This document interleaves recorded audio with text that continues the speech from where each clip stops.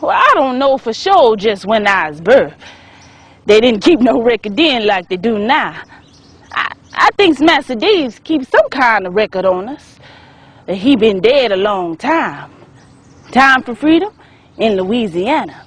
They refugees us to Texas in the wagons. We travel all day and all night and had to sleep on the ground.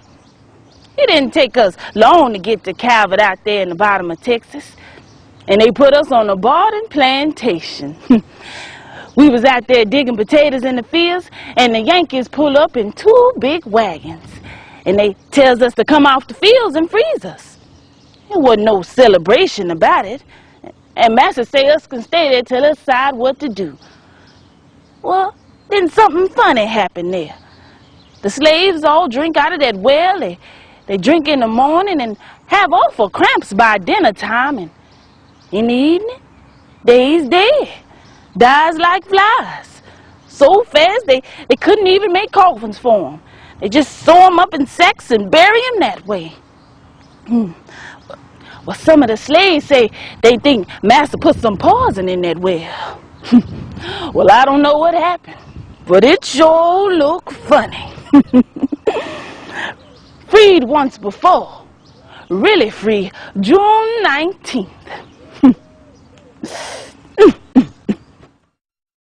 Oh, swing, swing, swing. Oh, swing, little Coralie.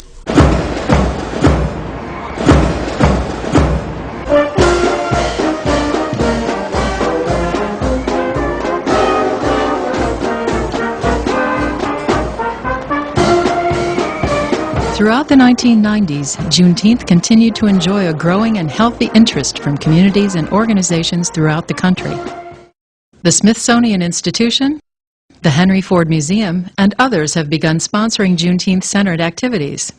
I think it's actually growing in terms of a celebration to look more fundamentally at the African American experience and perhaps uncover aspects of it that we have not fully understood. It's just good for whites and blacks and browns to understand each other. Then they find out, oh, they're not as bad as I thought they were, if that's what they were thinking.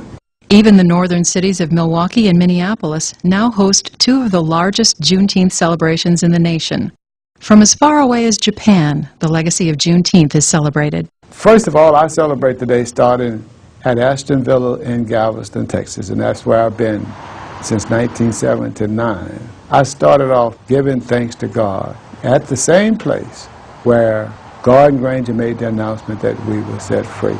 This year, for Juneteenth, we're going to go out to the St. John Colony celebration in Caldwell County, which is a long-standing celebration. It's very large. And there's free barbecue, there's baseball games, and a lot of good food. So it's a day off for a lot of people. So there are parades, there are picnics, and then there are programs where people can stop and talk about it and enter into a dialogue. It's a religious day. It's a day that in the morning when I get up, I thank God, just like anybody else would, that I'm free. I would say that there's an increased appreciation for the celebration, and so if anything, it's gotten larger. Hallelujah, this done. I believe on this song. The Juneteenth experience offers important lessons for all Americans. The whole black struggle to gain equality is important, not only for blacks to know, but for all peoples to know. So for me, it ends in a hopefulness that society has made progress. I think it's important that we remember it. I think it's important because it's very much a part of our culture.